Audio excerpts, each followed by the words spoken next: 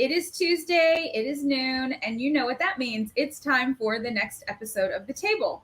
For those of you who might be joining me for the first time, my name is Barbie Winterbottom, and I am the founder of the Business of HR, and I am also the host of the weekly show, The Table.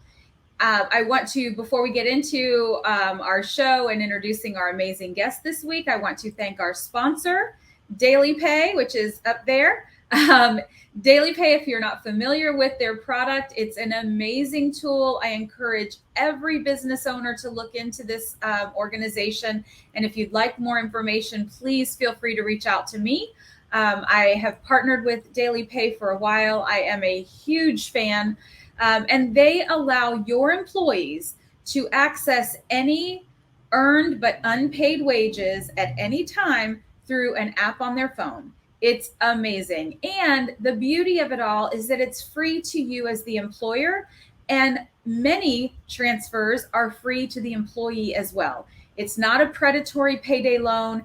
It's not a clawback. It truly gives them access to money they've already earned without paying interest on it. They simply pay a very nominal transfer fee, which is less than the cost of an ATM fee. So I cannot encourage you enough to check out Daily Pay. I've implemented as a benefit when I was a CHRO, and I can't say enough good things about the organization. So check them out. And at the end of the show, I will put up a link so that you can scan a QR code, or again, reach out to me, and I'm happy to talk to you about it. So today, in honor of Mental Health Awareness Month, and just because he's a really amazing guy, I am thrilled to invite to claim his seat at the table. Our guest today is Johnny Crowder. Johnny, welcome. I am so happy to have you here. Johnny is the founder and CEO of a phenomenal product called Cope Notes, which we will talk about in just a few minutes. Johnny has publicly shared his story and lived experience with all of us for the past few years. Johnny is a suicide and abuse survivor, and he has turned his pain into some really significant purpose.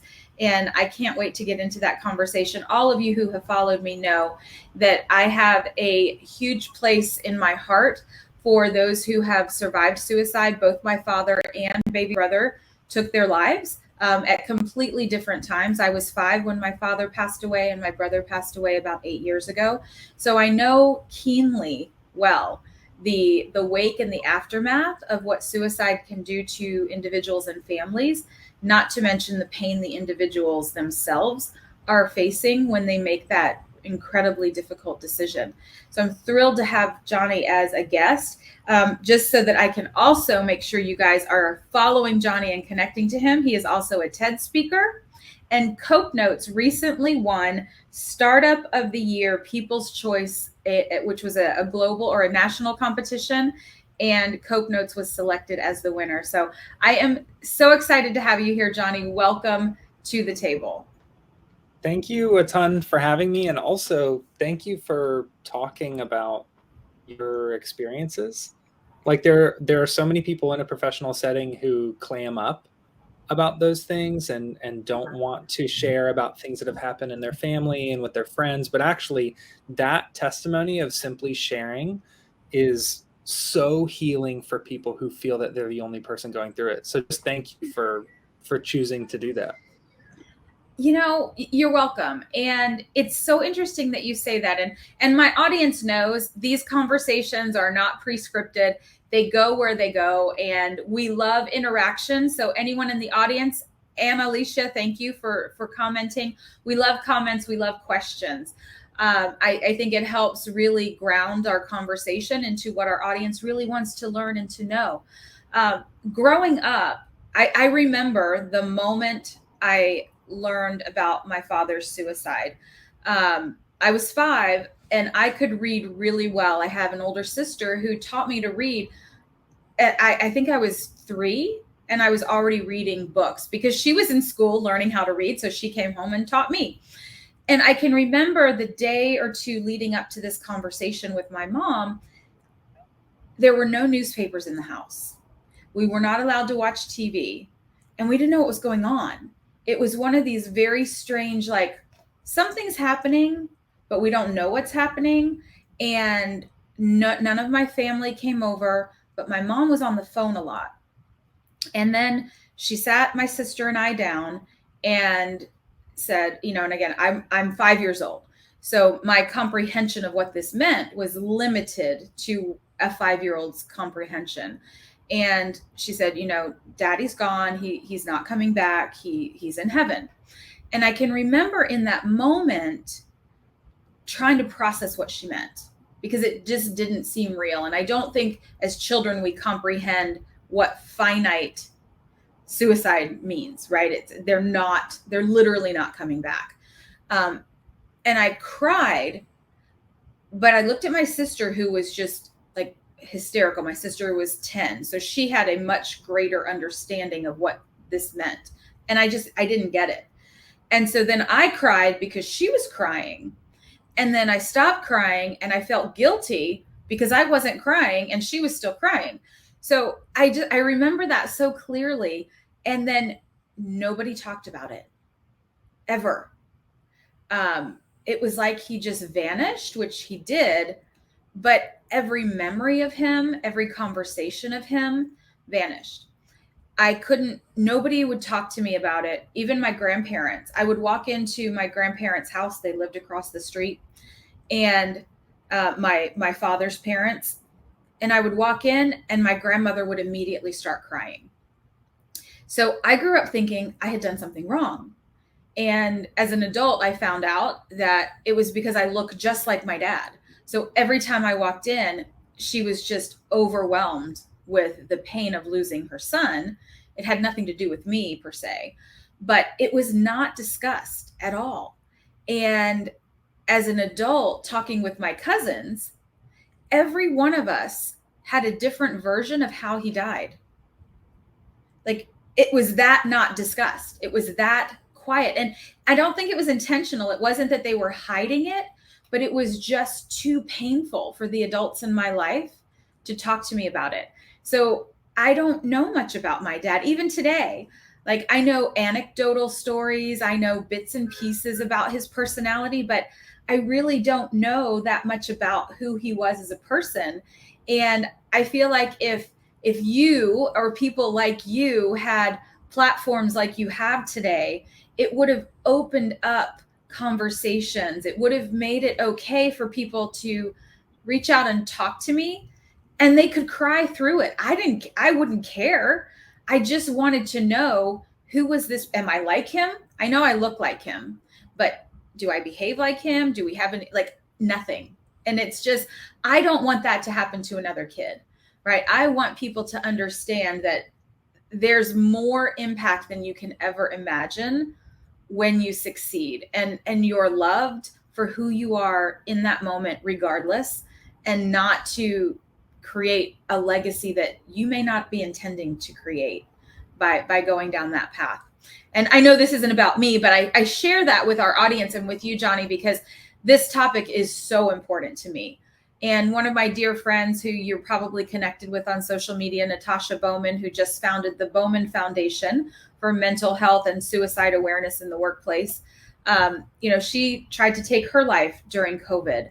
And so I think about what my life would be like if she had succeeded, and what we wouldn't have right now, right? This amazing woman and advocate and leader. If you had succeeded, Johnny, you wouldn't be here to evangelize this message. So I'm so thrilled to have you, and I'm so honored that you are here with us today. That was a lot. It was a lot. I appreciate you sharing that. Like, I was at an event last week, a mental health awareness event, and the woman sitting next to me was like, I want to get involved with volunteering in the mental health space, and I'm trying to figure out which organization to volunteer with, but some of them haven't gotten back to me and I don't know where to start. And I just told her, I encouraged her, like, do you have any lived experience with mental health? And she said, yeah, my husband actually died by suicide. And I was like, how many people have you told about that? She was like, basically nobody. And I was like, that's an amazing advocacy opportunity that doesn't require an organization to sign off on something or someone to respond to your email, like you living as an advocate, living out loud and I mean, you don't need to like publish a memoir about it right away, you know, you can, but maybe an easier place to start is what you just did, is like telling a handful of people in your personal and professional life and being that light that so many people don't have. Even just sharing, you don't even need to wrap it up in a pretty bow. Right. Just simply raising that awareness and telling people about what you've experienced is invaluable. That's what changes lives, is sharing your experiences. I agree. I agree. If I had known other people, other kids going through it, it probably would have changed my experience. It's so interesting too because again, I was 5 years old when this happened, and my mom, for all the right reasons, I'm not sure it was the best decision, but for all the right reasons, we did not go to his funeral. She didn't want me to remember him in a casket, right? That was not what she wanted for me, from a memory perspective, which I respect that. Now I kind of wish I had gone because I would have gotten closure, because again at 5 I wasn't understanding all of this. But I literally grew up my entire life thinking he was going to come back, that maybe he was really a spy, and that at some point in time he would magically, reappear in my life, or maybe he got a job far away and didn't want to tell anybody. Like, I created all of these possible scenarios because I didn't know. And it was just one of those crazy things. And as an adult, obviously, I recognize that he's not a spy and he's not coming back. But even, I would say, up until my late teens, I would still have dreams about those things, as my conscious and subconscious, I think, were coming together to formulate the reality of that entire experience. So, but enough about me. I want to hear about your story and what brought you to creating Cope Notes, and why this particular mission is so important to you. I mean, it's not too different from your reasoning, right? Like your life has been touched by mental health, and I would argue that everyone's life has been touched by mental health. There's just kind of an unwillingness to look directly at that fact. There's like a Right. discomfort around self-stigma.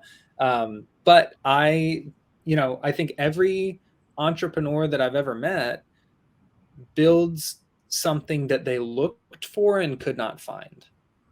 That's the Mm-hmm. only reason to invent something new. Otherwise, if it exists, just go use that. Wouldn't that be way easier? Yeah. So, Right. so I grew up in an abusive household, and I was living with a bunch of different mental health diagnoses, but I was not, I wasn't excited to be diagnosed, and so I kept on putting it off. And then I think my parents were also not excited to have me be diagnosed. So we kind of just kept kicking the can, hoping that my behavior would change, that my thought patterns would change, that I would get healthier. And um, over time, I got worse and worse. I started with treatment in high school against my will. I was voluntold that I would be attending treatment, Mm-hmm. and after a few years of really railing against it and not having a good attitude, I started taking psychology courses in high school and college. And I was like, whoa, therapy really can work. Medication really can work. There's like real neuroscience behind this stuff that I haven't taken the time to learn because I've been too angry that my life is the way that it is. I haven't been able to just accept this is what's happening in my brain. This is what's causing this behavior. So as I got more involved with health education, actually started learning. And then as I started getting more involved with peer support, like connecting with other people with similar diagnoses, it shifted me from like mental illness is ruining my life and it's not fair and I'll never get better and I'm stuck this way, to the more I learn about this, the more I can help myself and other people. So it wasn't like boom, like magically. It took years of learning a little bit more, connecting with a couple other people, meeting a clinician I trust, and then slowly over a long time I started stretching to be like, I don't need to be a doctor in order to help people feel better. That Mhm. was the real freedom, the liberation for me, is like, I don't need to spend 10 plus years in school and spend $1 million on a doctorate. I can help people now. Yeah. Which is huge, right? So, was there an event or a moment where you said, "I've had enough. I'm going to lean into this healing element," and then was there another moment when you said, "I'm going to create this product to help others"? Like, how did that journey happen? So my first TED talk, I almost named it, "Why Your Eureka Moment Will Never Come," which Mm. sounds very negative, but I didn't experience like Hollywood style moments like that, where it's like makes for a great story and is very like neat and tied up. Most of my recovery journey has been like messy and boring, like doesn't make for a good story. Just like a little bit of an increased understanding around this specific symptom, and then a little bit of a backslide over here. It doesn't make for like a really juicy headline, but that in my experience, that's been my whole life. Is I haven't had these big pivotal moments really. Yeah, there's this pastor that I think puts it in a great way. He says most people only experience like 6 life-changing moments.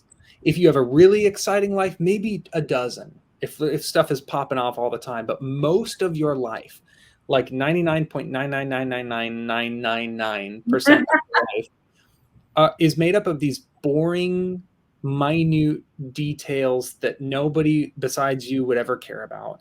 And those are the things that shape us. But I will say that one memory that sticks out in my mind around needing to take ownership around my recovery is I was dating this girl.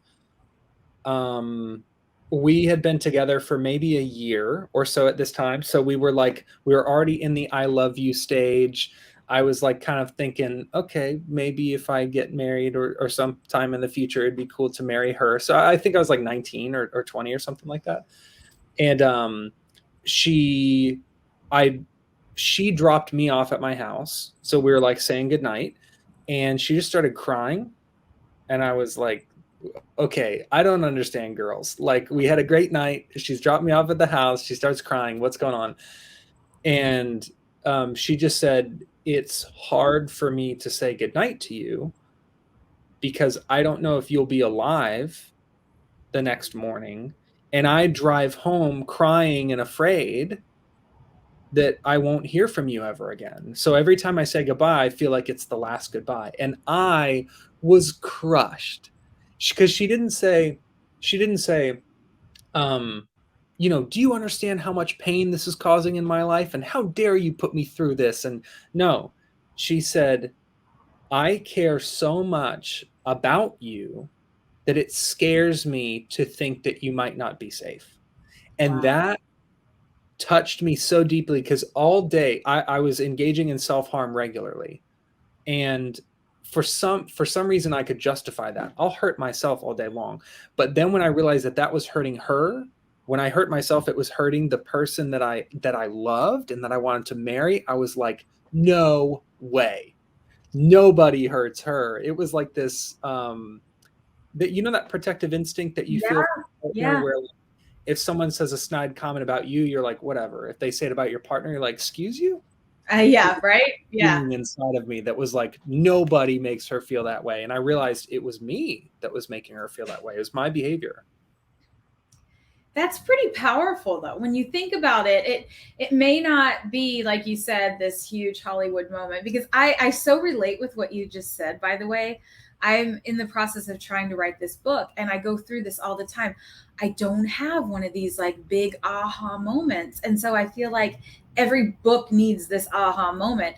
So thank you for validating that I'm not like unusual in this space. But that was a powerful moment for you, and for her, I'd imagine like it must have been scary for her to say that to you, very vulnerable for her to say that to you. But for you to then, be introspective with that and be like, well, damn, I'm doing what I would, lash out at someone else for doing. And what do I do with that now? Right? That's pretty important. That's pretty powerful. Yeah, it was confusing to me. It was actually the first instance in which I was forced to reconcile with the fact that I'm a person too, because in my mind I would never hurt I didn't kill flies and mosquitoes. I never wanted to hurt anybody, anything ever, but I would hurt myself all day, every day. It was like totally excusable. And in that moment I was like, well shoot, I'm hurting her and I wouldn't dream of doing that. Then what is the justification for me hurting myself if I'm also a person? Because two Sure. people, a relationship requires more than one person. So I'm like, technically, I am a person just like she is. Why am I so afraid to hurt her, but so willing to hurt myself? It was like a very, it wasn't a light switch, but it definitely planted that seed of like, if I don't take care of this, it's not only going to hurt me, it's going to affect all of these other people that I really care about. Yeah. Yeah. Well, and that is a really important perspective, because I feel like there's a lot of mental health challenges within my family on both sides. And I think about if my dad had that perspective of what is going to happen to this 5-year-old little girl and this 10-year-old little girl if I'm not here. Right. I think the pain must be so intense and so heavy that they literally can't see past that, and are convinced that the world is better without him. And that's absolutely not the case. And we know this. I've lived it. You've experienced it. Um, but to be in that moment when you're making that decision, I've had to find ways to forgive, accept the anger that I feel, because I still get angry. I still feel sorry for myself. I still feel like I was robbed of so much because this person who was, pivotal in my life just chose to not be there. As an adult, I see it differently, but there was a lot of anger growing up because I thought, wow, clearly I'm not important enough in this world for my own dad to want to stick around to be with me. Right? So there's just so much that happens for people who are left behind. That doesn't diminish the pain of the people who are considering taking their life. And, it's not a competition of whose pain is worse. So please don't come at me, people, for that, because that's not what I'm saying. But we really need a deeper understanding of the types of pain that both sides are experiencing when suicide is an option on the table. And so I'm so appreciative of how transparent you are with your experiences. And when you got to that point of, I don't want to be here anymore, like, can you walk us through or give us a glimpse into what did that feel like to you? And obviously I'm not asking you to disclose anything that's incredibly uncomfortable or private, but just for folks who have either never walked this path, and a large part of my audience are human resources professionals, leadership professionals. So I guarantee if they themselves have not been in this space, they are working with people every day who have either survived suicide or are someone, who is left in the wake of someone who took their lives. So I want to bring out for people an understanding of what it feels like when you're in that moment, because if you've never felt that, it's very hard to conceptualize how someone would feel. Yeah, I think a big misconception around suicide is that there is this like sheer negligence for anything and everything. And it's like, oh, I don't care about my work. I don't care about my friends. I don't care about my family. And I'm speaking just from my perspective. Sure. A majority of the time, when I was feeling that suicide was a viable option, I actually thought I would be doing a favor to the people I cared about the most, because I felt like I was a burden on them. I was always depressed. I was always upset. I had very serious anger issues, and I knew that when I lost my temper, it made people feel uncomfortable. And so I could make a list of all the tensions and distresses that I was causing in the lives of people I cared about. So I viewed my absence as this gift that I would be giving them to make their lives easier or more simple. And that's I guarantee actually that there's people watching this right now who have not sought out any sort of professional guidance or help for what they're feeling, because they think that they'll be a burden on the people they ask for help.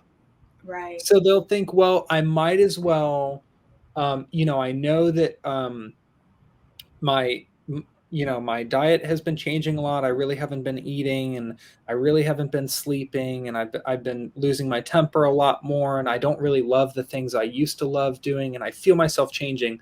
But the last thing I want to do is bring this to somebody and dump it on them. And I think the fallacy there is, the longer you wait to share it with somebody, the more likely it is that you're going to accidentally dump it on someone you love anyway. So the Right. sooner you can seek that help and recognize that you're not a burden by reaching out and asking for help. You're actually the exact opposite when you reach out for help. You're protecting the people that you love and yourself by seeking that guidance. Yeah. I love that. And that's such a great perspective. I think about, when I coach a lot of professionals these days, and often we're talking about struggles they're having at work, or at a toxic work environment, or their boss is, unreasonable, and they're trying to manage, like, do I stay? I love my team. I want to stay for my team and protect them. And if I leave, who's going to do that? And they go through all these scenarios. And the one thing I say to them every time, I said, if they're a parent, especially, I said, if you're a parent and your daughter or son was coming to you with this burden of, my boss is unreasonable, I'm not sleeping, I'm not taking care of myself, I feel like I dread going to work every day, I don't feel valued, I don't, all the things, what advice would you give them? What would you want them to do for themselves? You would want them to care for themselves. You would want them to make the best decision for them. You would want them to remove themselves from that toxic situation. Why aren't you doing that for yourself? And it just, like, whenever I've asked people that, what advice would you give your daughter, your son, your niece, your nephew, your best friend? All of a sudden, there's a clarity that clicks in, because, like you said, they don't see themselves as worthy of the love and the attention and the nurturing they deserve, but they can immediately give it to someone they love. And so if we can help people to understand that they are as worthy as every other person who they love, then maybe it will help them to reach out for the help, or quit the job, or get a coach, or get a therapist, or whatever it is you might need. Maybe it's medication. Maybe you have something that you need short-term medication or long-term. Who knows what it is? But seek that help. Or if you had cancer, would you not do anything about it and not talk about it? Right? So it's a disease, it's a health issue just as valid as any other health issue, but yet the stigma around it is so dark that people are embarrassed and afraid, and I think there's a lot of shame that goes with it too. And I love what you're doing to help kind of take that veil away, because it isn't anything to be ashamed of. And there's so much help available. Maybe not as much as we need, but there is help available. So I love how you said that, right? To see yourself as a worthy person of the love and the nurturing that you would give to someone else. That's amazing. And I'm so glad that you were able to turn that corner and see that. And then you turned that into something amazing to help others. So tell us about Cope Notes, and where did you get this idea, and how does it work for people who are unaware? Because we want everybody to know about this.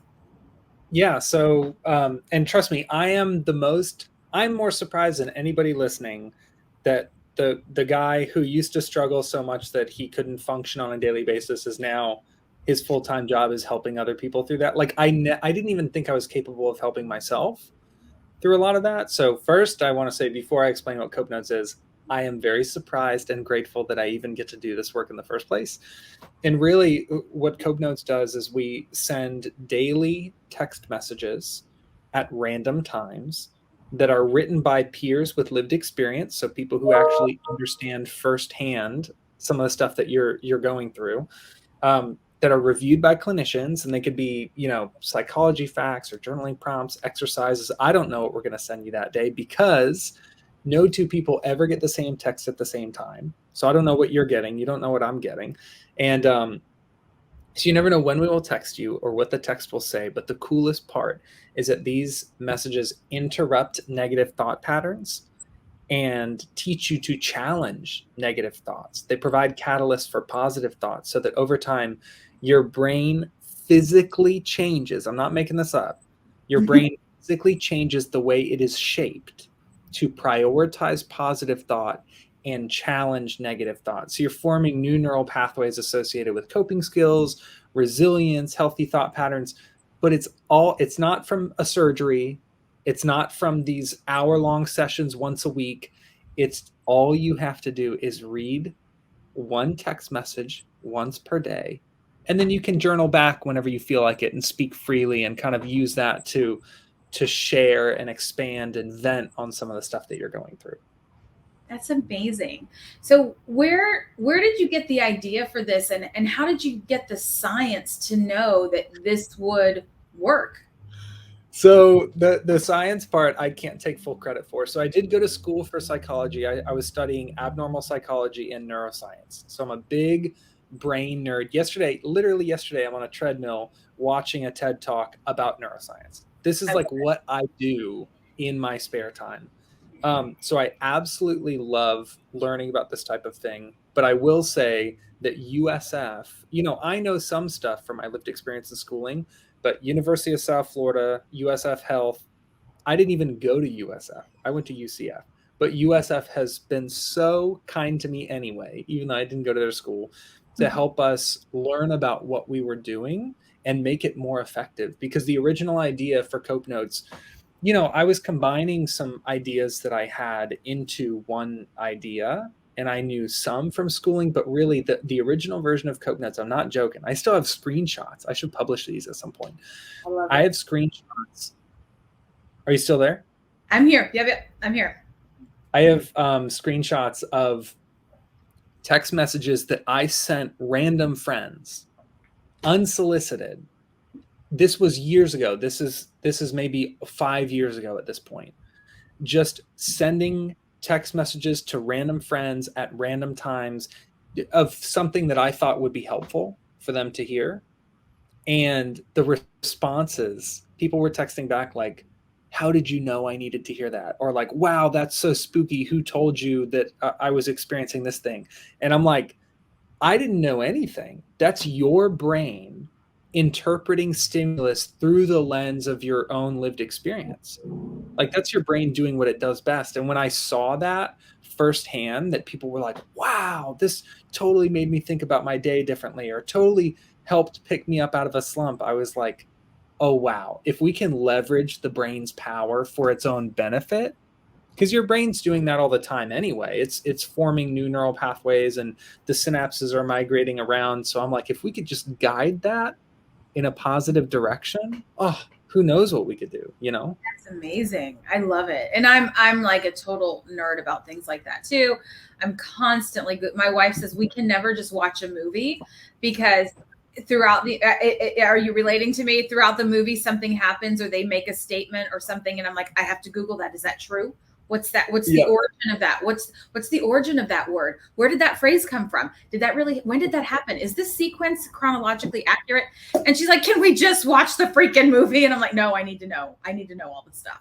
So I love that, you're on the treadmill watching neuro pathways and I would do something similar. So I love that. So you had this idea, you were texting, friends at random times with random messages. You get the reinforcement that, wow, there's something to this. So then how did you make it what it is? And then I'd love for you to explain again, because I want our audience to know if they want to bring Cope Notes into their organization, how does that look like? How does that work? Yeah, so the real quick, the way that I made it a business is this is going to make you laugh. I was Googling everything. Oh yeah. I was like, how the heck do I, because so I was running a resource. I ran a peer support resource for a while called Better People, that then became something called Not a Therapist, that then Cope Notes was just going to be a feature of Not a Therapist. So I was doing like peer support sessions for people and they were booking appointments, and I had this like system going, but it was all free, and I was working 60 plus hours a week for free, Yikes. and I could not find anybody to help me because I couldn't pay them. So those early ideas failed. So I knew that if I wanted Cope Notes to survive, I needed to charge something so that I could afford to have people help me run it. And Right. so we decided, okay, if we have to charge, we're going to make it, I know you're not supposed to say this word, but we're going to make it as cheap as possible.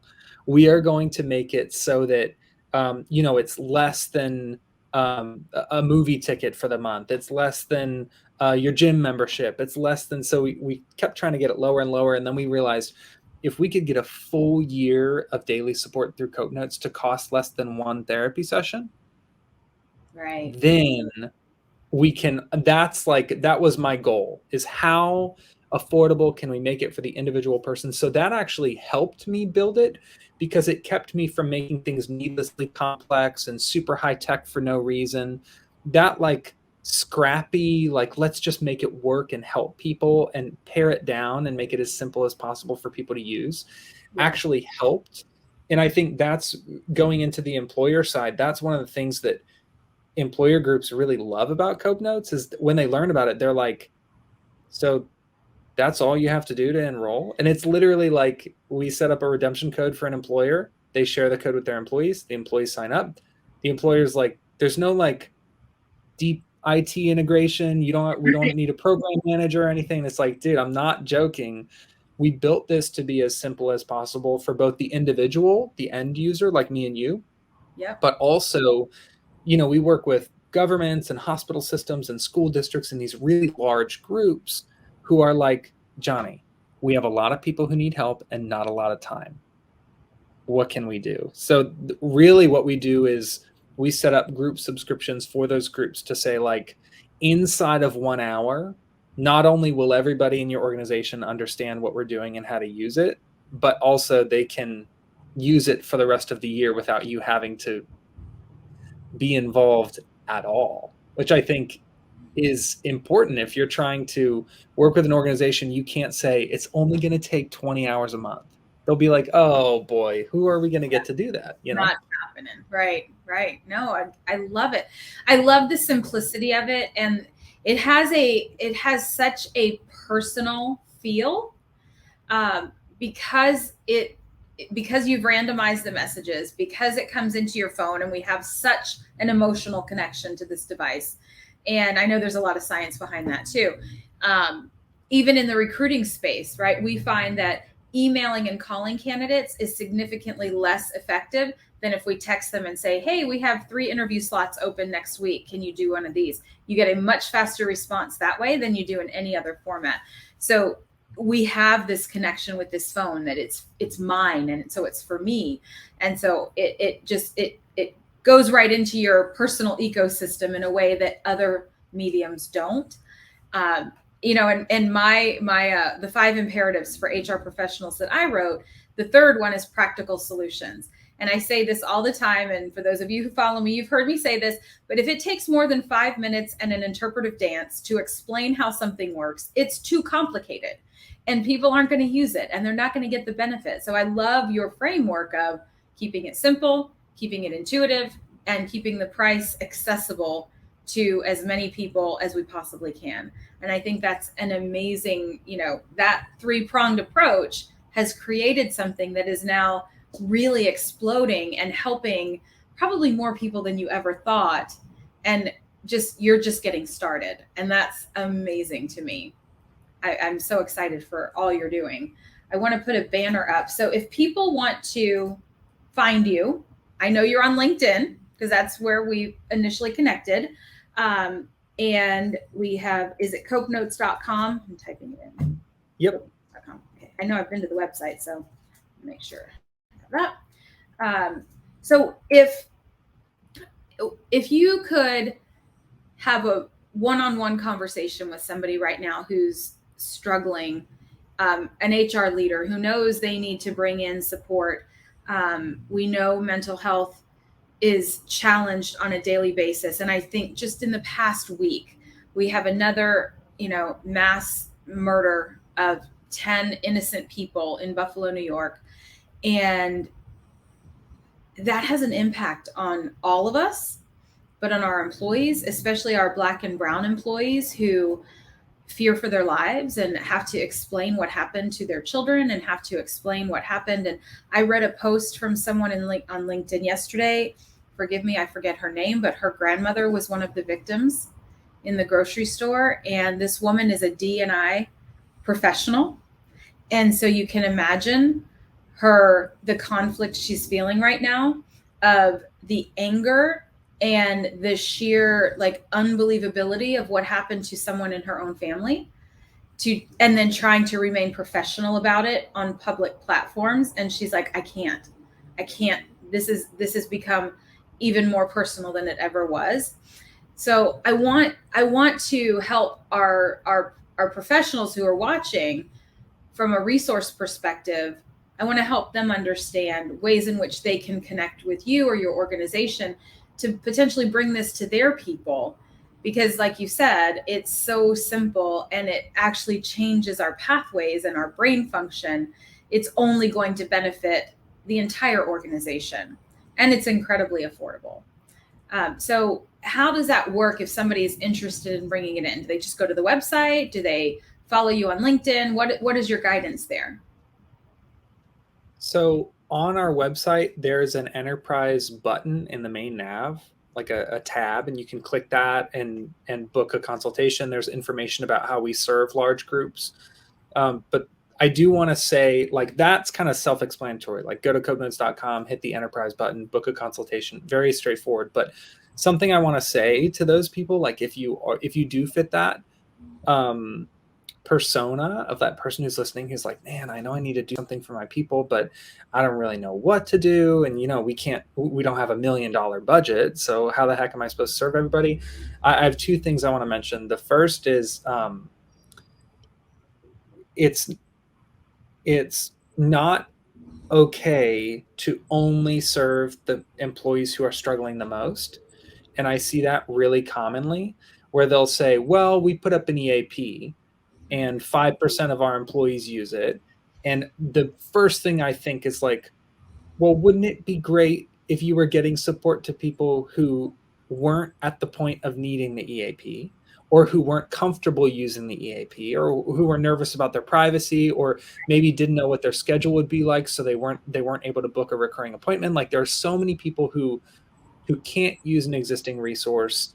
And I think I see a lot of HR folks waking up to the fact that oh, we can't just serve the people who are volunteering. Hey, I'm going to go through all this trouble to book appointments and seek treatment, because for every one of them, there's probably 9 other people who could benefit from support who are not actively seeking that and have very legitimate reasons for not engaging with the existing support. So my encouragement is number one, listen to that voice inside of you that says we should be supporting all of our employees, not just the people who are struggling so much and are so comfortable with the setup of our EAP that they're engaging with it. Don't listen to that voice. Don't forget about those other people. But the other side of it is recognize and this is going to sound I don't mean this to sound like speaking down to you as an HR professional. I'm trying to remove pressure from you by saying that it is not your personal responsibility to save all of your employees from what they're experiencing.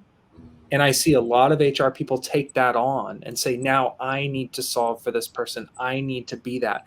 My encouragement is there are resources like Cope Notes that are designed to remove that pressure from you so that you can function in your job effectively without being dragged down by this feeling of personal responsibility for individual employees. And the HR people who have large teams understand this in one light, but the HR people who have small teams can also feel this and go like, well, if you have 500 employees, you have one way of viewing this, but if you have 25, if you have 15, if you have 30, you go, oh, but I love Barbie.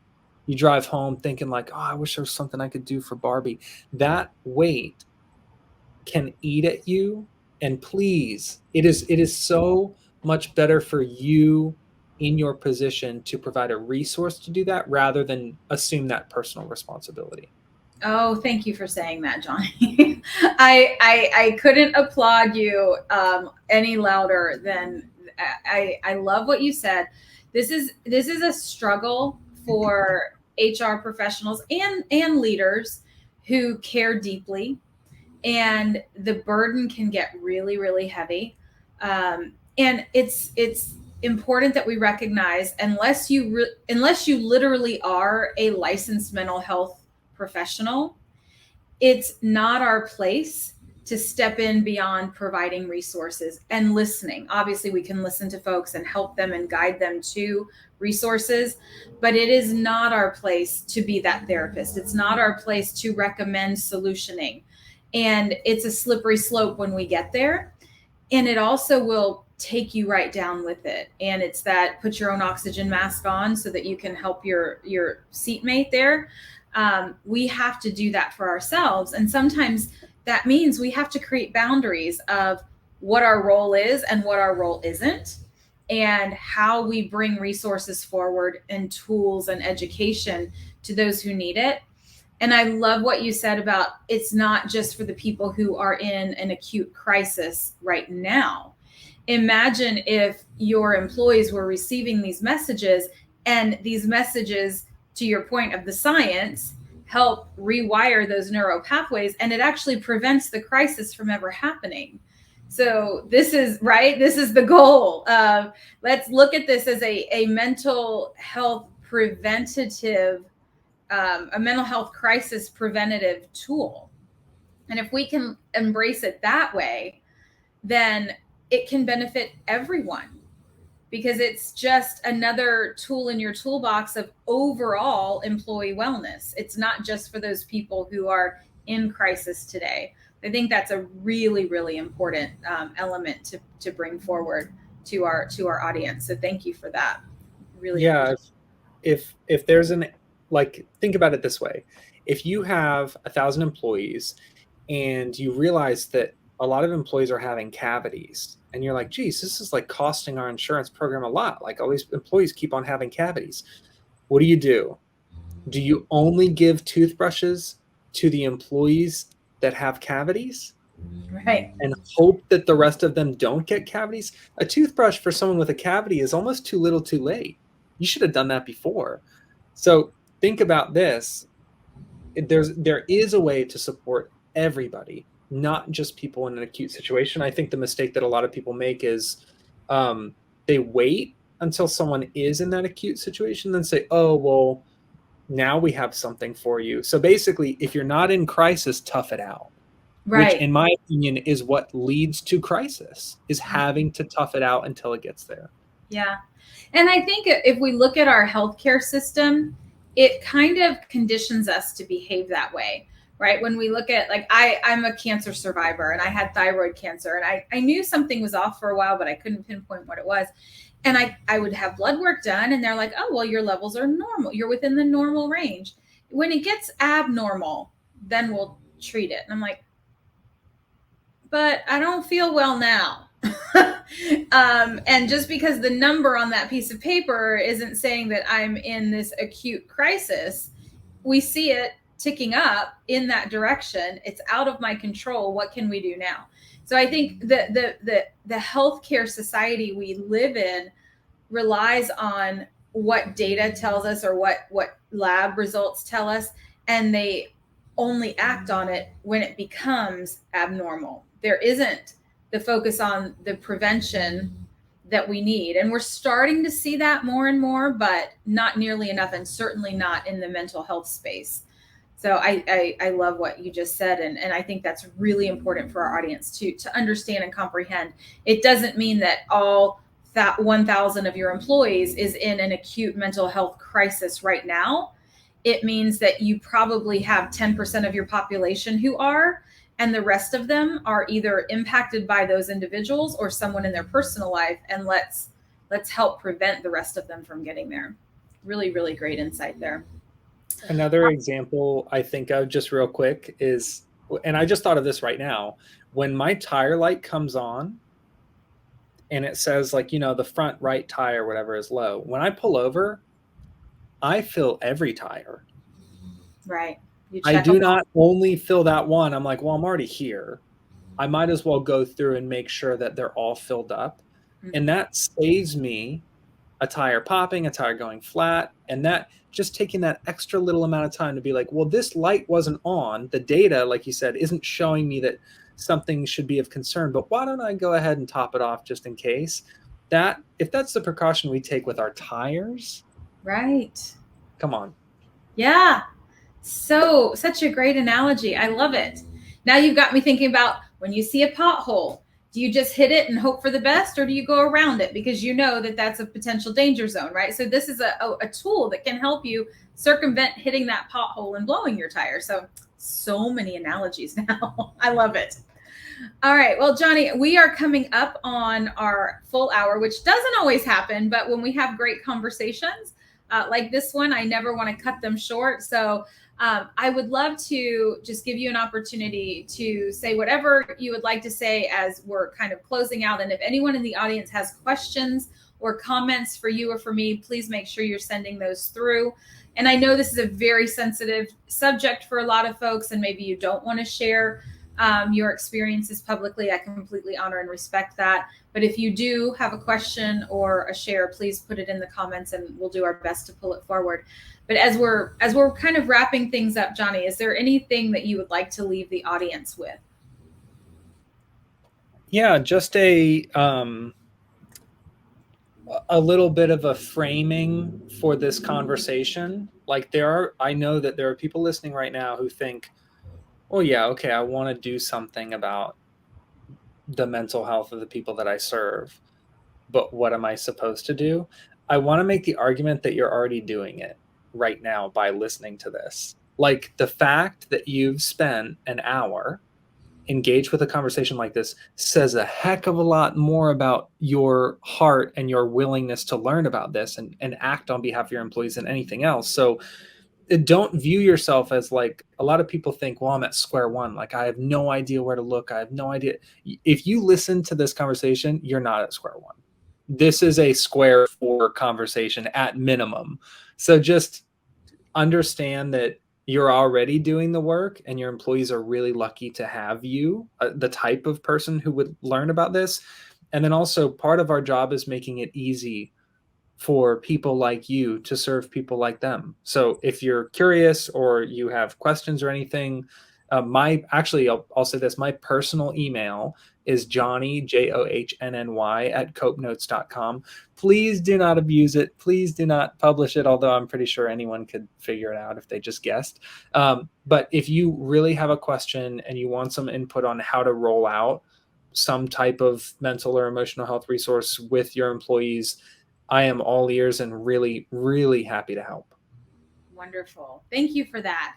Okay, I'm going to ask you just a couple quick fire questions that have nothing to do with mental health awareness, but I think it's fun and it just helps us end on a positive note too, so that people can leave here and really take some time to process the conversation, because there's a lot of heaviness to some of these conversations, right? So, from an ice cream perspective, are you chocolate or vanilla? If those are the two choices, I'm going chocolate. Okay, well, if you had another choice, what would your favorite be? Dude, I'm like a Moose Tracks, Rocky Road, kind of guy, although I just tried pistachio for the first time and I thought it was going to be nasty, and it was delicious. Really? See, I have that same perspective. I've never tried it because I'm like, oh, I don't get that whole like. I It don't. surprised me. It was really good. All right. For vacation, beach or mountains? That's not fair. I'll say beach, just because I grew up on the water and I feel like my body needs it, but I love the mountains too. I'm the same way. I always choose beach, but we go to the mountains a couple times a year because I love it there too. So Yeah. now, what book have you either read the most or given away the most? The most, Or recommended the most? probably, there's this book called The Art of Happiness Hmm. that I strongly recommend. It really helped me understand why people do the things they do, which gave me a lot of peace. Like if someone wrongs you and you're like, how dare they? And this isn't fair. It gives you insight into why people make the decisions they do. And then it helps you take things less personally. It really helped me. I've not heard of that one, so now it's on my list. I like a similar concept. It's a very easy read. The Four Agreements by Don Miguel Ruiz, right? Love that Oh, book. yeah. Take nothing personally, because whatever's going on with that person is what's driving their reactions. It's driving everything they do, and you have no control over that. So it's not Yeah. about you. And I love that. And I think in the workplace, that's even more important to understand that that person didn't make that decision because they're out to get you. They're likely making that decision because they think it's the best decision to make. And you were probably not anywhere in the purview of their decision making, right? But we center ourselves in everything all the time. And we assume that it was based on what it was going to do to me versus, they had their own reasons for it. So I will look up The Art of Happiness. Well, Johnny, thank you so much for being here. This has been an incredible hour. I can't tell you how much I appreciate the time. I know how busy you are as an entrepreneur and growing your business. Really, really grateful. I hope you'll come back. And we want to support you and your mission. It's incredibly important to everyone. And if you haven't signed up for Cope Notes, you can sign up as an individual, or you can sign up as a group or as an enterprise. So, there's options out there for you.